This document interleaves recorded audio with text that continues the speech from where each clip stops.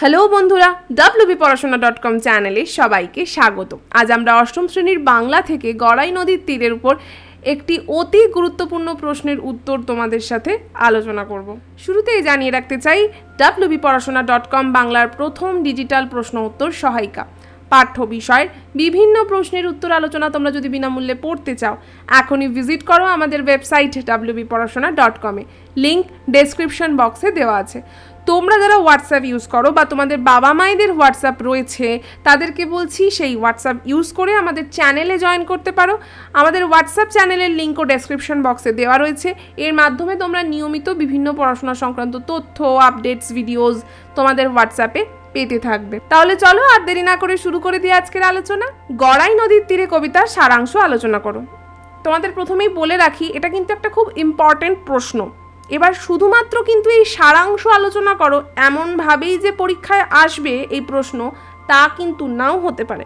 এই উত্তরটা যদি তোমরা ভালোভাবে বুঝতে পারো, সারাংশ মানে কি, একটা কবিতার মাধ্যমে লেখক ঠিক আমাদের কাছে কি বার্তা দিতে চেয়েছেন, তাহলে সেটা যদি তোমাদের কাছে সেই মেসেজটা ক্লিয়ার থাকে, তাহলে কিন্তু তোমরা যে কোনো বড় প্রশ্ন বা সংক্ষিপ্ত প্রশ্নের উত্তর খুব ভালোভাবে, খুব ইজিলি লিখতে পারবে। শুধুমাত্র অতি সংক্ষিপ্ত প্রশ্নের উত্তর পারলেই তো হবে না। কবিতার মূল ভাব বা কেন কবি এই কবিতাটা লিখেছিলেন বা কি বোঝাতে চেয়েছিলেন, সেটা কিন্তু তোমাদের অবশ্যই জানা দরকার। তো আমি বারবার তোমাদের বলছি, আমার এই প্রশ্নের উত্তর তোমরা প্রথম থেকে শেষ অবধি শুনো, বুঝো এবং অবশ্যই কবিতাটা একবার পড়ে নিও। তাহলে দেখবে এই কবিতা থেকে যা যা প্রশ্ন আসছে সবই মোটামুটি তোমরা খুব স্বচ্ছন্দে লিখতে পারবে। তাহলে শুরু করছি আজকের আলোচনা। গড়াই নদীর তীরে কবিতাটি পল্লীকবি জসিমউদ্দিন রচিত সজন বাদিয়ার ঘাট এই কাব্যগ্রন্থের অংশবিশেষ। এটা কিন্তু প্রথমে অবশ্যই দেবে, যে কোনো কবিতা, যে কোনো গদ্যাংশের ক্ষেত্রে কিন্তু এটা দেওয়া খুব ইম্পর্ট্যান্ট। সজন বাদিয়ার ঘাট কাব্যগ্রন্থটি মোট 6টি পর্বে বিভক্ত। আলোচ্য অংশটি নীর পর্ব থেকে নেওয়া হয়েছে। মূল বিষয় এবার আমরা ঢুকবো। পল্লী কবি জসিমউদ্দিন গড়াই নদীর তীরে কবিতার মাধ্যমে পল্লী গ্রামের একটি অসাধারণ চিত্র অঙ্কন করেছেন। আমরা কত জায়গায় ঘুরতে যাই, পাহাড় দেখি, সমুদ্র দেখি, জঙ্গল দেখি, কিন্তু আমাদের আশেপাশেও এমন অনেক কিছু রয়েছে যা আমরা প্রতিদিনই মিস করে যাই। যেমন ধরো, তুমি বাড়ির বাইরে বেরিয়ে আকাশের দিকে তাকাতে পারো, কি অপূর্ব শোভা তার। বর্ষাকালে একরকম, শরৎকালে একরকম, গ্রীষ্মে একরকম, শীতে একরকম। তাহলে এই যে মাধুর্য, এই যে সৌন্দর্য, এটা কিন্তু আমরা কোনোদিনই খেয়াল করি না।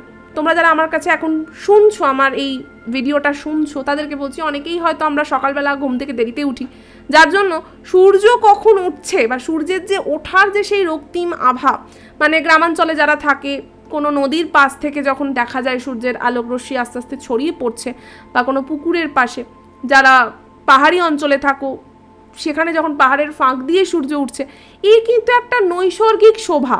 তো এগুলো কিন্তু আমাদের চোখের সামনে প্রেজেন্ট থাকলেও আমরা মোটামুটি এগুলোর থেকে অনেক দূরে। মানে আমরা ফোন ঘাঁটি, আমরা প্রচুর বন্ধু বান্ধবদের সাথে গল্প করি, কিন্তু আমরা এই যে প্রকৃতির শোভা, সেখান থেকে কিন্তু ভীষণভাবে বঞ্চিত।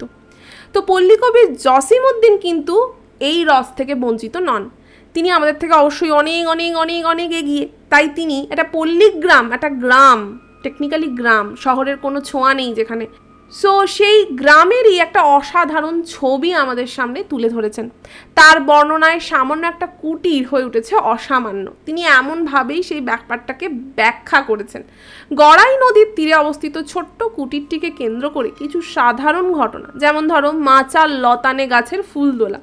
তোমরা যারা গ্রামে থাকো, যারা আমাকে এখন শুনছো, তারা কিন্তু এগুলো মোটামুটি রোজ দেখে থাকো, যে হ্যাঁ, মাচার মধ্যে গাছের ফুল দুলছে, উঠোনে বিভিন্ন বুনো ফুল পড়ে আছে, রাস্তাঘাটে তোমাদের গ্রামের মেঠো রাস্তায় পড়ে আছে বিভিন্ন পাখির ডাক, এবং উঠোনে শুকনো হওয়া ডাল মশলা কুটিরের সৌন্দর্য যেন বহুগুণে বৃদ্ধি করছে। তা তোমরা কিন্তু এগুলো, যারা গ্রামাঞ্চলে থাকো, তারা কিন্তু এগুলোর সাথে মোটামুটি কানেক্টেড। মানে এরকম ঘটনা কিন্তু তোমাদের মাঝে মাঝেই দেখতে হয়, কিন্তু তোমাদের মনে কি বিরাট কোনো প্রভাব ফেলে না।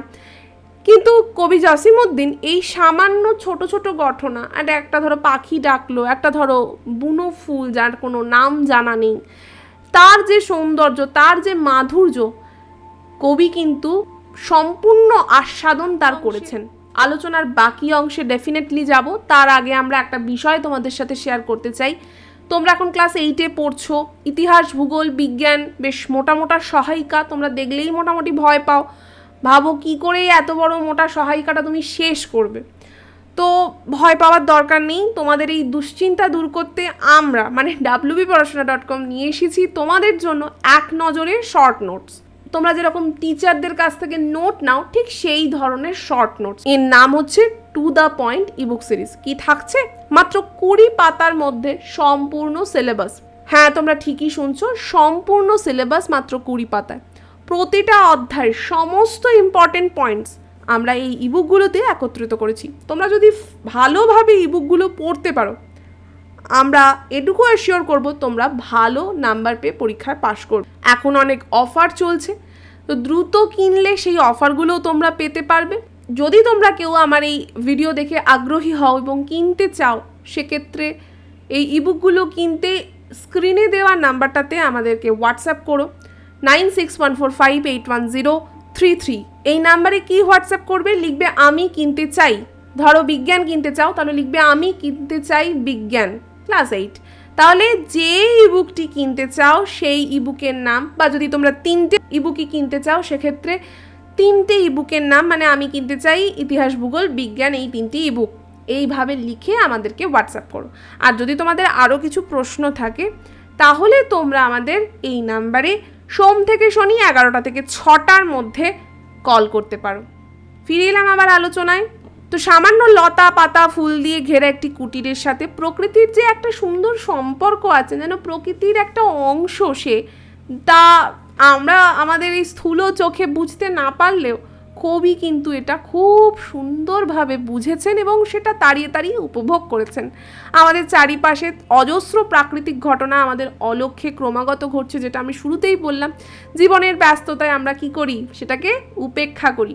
কত সময় দেখা যায় কত নাম না জানা পাখি একসঙ্গে এক ঝাঁক উড়ে গেল। এগুলো কিন্তু আমাদের এই স্থূল মন, যারা শহরে থাকো তাদের তো আরও খারাপ অবস্থা, বোঝার উপায় নেই, কারণ গাড়ি ঘোড়ার আওয়াজ, চারিদিকে সবসময় একটা মানে চিৎকার, সবসময় একটা আলো, মানে সত্যি বলতে কি কলকাতার আশেপাশে অন্ধকার রাতই দেখা যায় না, এত আলো যে রাত্রিবেলাতেও সেই যেন বড় বড় শপিং মল বা বিভিন্ন বড় বিল্ডিংয়ের আলো সারা কলকাতাকে মুড়ে রাখে। তো গ্রামাঞ্চলে অন্তত এই বিপদটা এখনও আসেনি, কিন্তু হয়তো আর কিছুদিনের মধ্যে এসেও যাবে। তো এই যে একটা প্রকৃতিকে ডিস্টার্ব করে আমরা আমাদেরকে এগিয়ে নিয়ে যাচ্ছি, অথচ ভাবো প্রকৃতিতেই কত লুকিয়ে রয়েছে, কত রূপ রস গন্ধ। মানুষ কত জায়গায় ঘুরতে যায়, বিদেশ যায়, সব থেকে মজার ব্যাপার। অথচ এই ভারতবর্ষ, এই পশ্চিমবঙ্গ, এই বাংলার মধ্যেই যে কত সুন্দর রূপ রস রয়েছে তা আমরা লক্ষ্যই করি না। মানে আমরা আমাদের বাড়ি থেকে সানরাইজ দেখি না, কিন্তু আমরা পাহাড়ে ঘুরতে গেলে, কখনো সমুদ্রের ধারে বেড়াতে গেলে আমরা সানরাইজ দেখার জন্য ভোর 4টেয় উঠে পড়ি। খুব মজার ব্যাপার এটা, খুব আয়রানি। তো এটা আমাদের উচিত, এই কবিতাটা কেন তোমাদের দিয়েছে, যাতে তোমরা এইগুলোর সাথে নিজেদের জীবনটাকে মেলাতে পারো। তোমরা এই আলোচনা তো শুনছো, বুঝছো, প্লাস তোমরা চেষ্টাও করো তোমাদের আশেপাশে যে সমস্ত প্রকৃতিতে জিনিস রয়েছে তোমাদের অলক্ষ্যে, সেগুলোকে তোমাদের লক্ষ্যে আনার চেষ্টা করো। যে হ্যাঁ, তাহলে দেখবে তোমরা আরও সুন্দরভাবে এগুলো বুঝতে পারবে, আরও জীবনের আরও স্বাদ আরও সুন্দরভাবে নিতে পারবে। তো আজকের আলোচনা তো এখানেই শেষ করছি। কেমন লাগলো আমাদের এই বড় প্রশ্নের আলোচনা তা আমাদের অবশ্যই কমেন্ট করে জানাবে। ভালো লাগলে অবশ্যই লাইক আর শেয়ার করো। তোমরা যারা আমাদের এই ইউটিউব চ্যানেলটাকে এখনও সাবস্ক্রাইব করোনি তাদেরকে বলছি প্লিজ সাবস্ক্রাইব করে পাশে থাকা বেল আইকনটা প্রেস করে দাও। এই কবিতাটা অবশ্যই বই থেকে ভালো করে পড়ো এবং আমাদের ইউটিউব চ্যানেলটা ফলো করো। আমাদের ওয়েবসাইট wbporashona.com ফ্রিতে প্রচুর প্রশ্ন উত্তর দেওয়া রয়েছে বিভিন্ন সাবজেক্টের, তোমরা সেটা থেকে পড়াশোনা করো।